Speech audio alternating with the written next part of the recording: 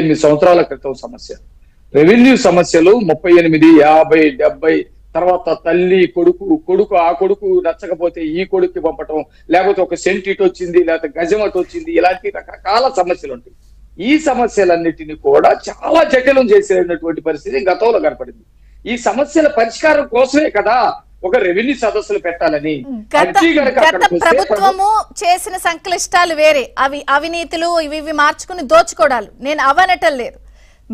ప్రజలు ఇండివిజువల్ గా ఫేస్ చేస్తున్న ప్రతిదాన్ని పక్కగా గత సర్కార్ అకౌంట్ లోకి దొయ్యకండి. ఇప్పుడు జరుగుతున్న అకౌంట్స్ లో విషయంలో అక్రమార్జన అవినీతి కాకుండా వ్యక్తిగతంగా ఉన్న వాటిని సాల్వ్ చేయటం లేదు, మాకు రెస్పాన్స్ ఇవ్వట్లేదు, మా సమస్య కాదని తోసేస్తుందని సమాధానం చెప్పండి. ప్రతిదీ గత మేడం గారు నేను ఒక మాట చెప్తాను.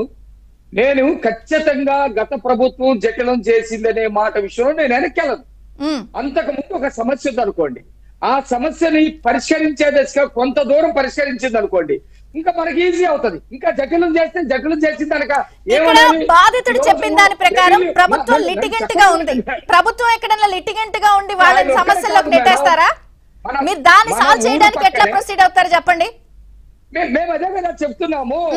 రెవెన్యూ సదస్సులు అనే ఒక కాన్సెప్ట్ తీసుకొచ్చి ప్రజలకి రెవెన్యూ సంబంధించినటువంటి ఏ సమస్య ఉందా తీసుకొచ్చి చెప్పండి అని చెప్పి అప్పటికప్పుడే పరిష్కరించేది. అన్నదమ్ముల మధ్య సమస్య ఉంది, ఒక గజం ఇటు వచ్చింది, ఒక గజం అటు వచ్చింది, అరే ఇట్లా పొండి అని చెప్పేసి చెప్పటమో, లేకపోతే 22A డినేషన్ అయిన తర్వాత కూడా రెవెన్యూ వాళ్ళు అక్కడ తొందరగా కొలతలు కొలిచి ల్యాండ్ ఇవ్వట్లేదు, ఇది ఎందుకు చేయట్లేదు, తొందరగా మీరు చెయ్యండి అని చెప్పటమో, లేకపోతే వాడు కొనుక్కున్నాడు ఇంకా వాడు పొజిషన్ లోనే ఉన్నాడు, ఇంకొకడు పొజిషన్ లో ఉన్నవాడిని ఇదిగో చట్టపరంగా కొనుక్కున్న తర్వాత కూడా వాడికి ఎందుకు పొజిషన్ అంటే అప్పటికప్పుడు పరిష్కరించేటువంటి సమస్యలు ఉంటాయి. ఇప్పుడు 100 ఎకరాలకు సంబంధించినటువంటి సమస్యలు ఉంటాయి, కానీ మేము పరిష్కరించాలనే దృక్పథంతో ఉన్నాం కదా. ముందు నెంబర్ 1. నెంబర్ 2, అధికారులు నిన్న జరిగినటువంటి కేబినెట్ సమావేశంలో అధికారుల మీద చంద్రబాబు నాయుడు గారు కేకలేసే ఉద్దేశం కూడా అదే. కొన్ని లక్షల అర్జీలు వస్తా ఉంటే వాటిలో కనీసం ఒక 5%, 2% కూడా పరిష్కారం చేయలేకపోతే ఎట్లా చెప్పేసి మాట్లాడారు. మినిస్టర్ గారు కూడా దీని మీద మేము తొందరగా నిర్ణయం తీసుకుంటాము, మాక్సిమం అయినటువంటి వాటికి పరిష్కారం చేస్తామని చెప్పేసి చెప్పడం కూడా జరిగింది. ఓవర్ నైట్ లో ఒక్క రోజులో ఈ రెవెన్యూకి సంబంధించినటువంటి సమస్యలు పరిష్కారం అయ్యేవి కాదు. క్షేత్రస్థాయిలో మీరు చూడండి. అంటే ఇప్పుడు ఏమంటారు, ఆయన ఫోన్ చేసి 36 ఏళ్ళు అన్నారు, ఇంకో 40 ఏళ్ల తర్వాత మళ్ళీ నేను డిబేట్ కండక్ట్ చేసి ఇది 40 ఏళ్ల కింద సమస్య అని చెప్పాలా? 36 ఏళ్ల సమస్యని కనీసం ఒక 6 నెలలో సంవత్సరం అయినా పట్టింది అంటాను నేను.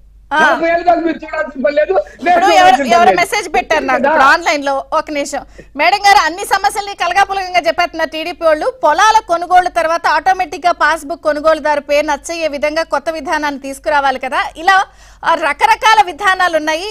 అండ్ ఎకరాకి ఇంతనే అధికారులు వసూలు చేస్తున్నారు, లంచం ముడితేనే పాస్బుక్ లో పేరు మారుతుంది, మమ్మల్ని తిప్పుతున్నారని ఎవరు పెట్టారు నాకు. అంటే అన్ని సమస్యల్ని కలగాపులగం కాకుండా ఒక్కొక్క సమస్యని ఇన్ డీటెయిల్ అడ్రస్ చేసుకొస్తే బెటర్ కదా. నేనేమంటున్నా అంటే రెవెన్యూ సమస్యలకి కొన్ని పద్ధతులు కొన్ని చేయటం జరిగింది. ఇది నిజంగా ఇలాంటి జరుగుతున్నాయి, జరగట్లేదని కూడా నేను కూడా అంటలేదు. ఖచ్చితంగా లంచాలు అడిగినటువంటి వాళ్ళ మీద కేసులు కంప్లైంట్ ఇవ్వాలి కదా మేడం. ఇప్పుడు వాళ్ళు భయపడో బాధపడో ఇంకో విధంగా సమస్య పరిష్కారం కాదు కదా. మేమే ఓపెన్ గా చెప్తాం. ఆర్థిక స్తోమత ఉన్నోడు సెంటు 2 సెంట్లోడు ఉంటాడా?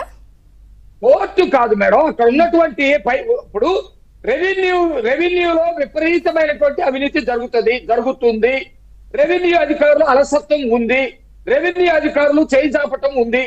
అందుకే కదా స్వయాన ముఖ్యమంత్రి గారే ఆయన ఆక్రోశం వెళ్ళగక్కింది, కోప్పడింది. అందుకే కదా మారకపోతే ఖచ్చితంగా అధికారుల మీద చర్యలు తీసుకుంటాం. ఒక 4 చోట్ల చర్యలు కనుక తీసుకుంటే కూడా భయం వస్తుంది. ఖచ్చితంగా పరిష్కారం దిశగా వెళ్తా ఉన్నాం.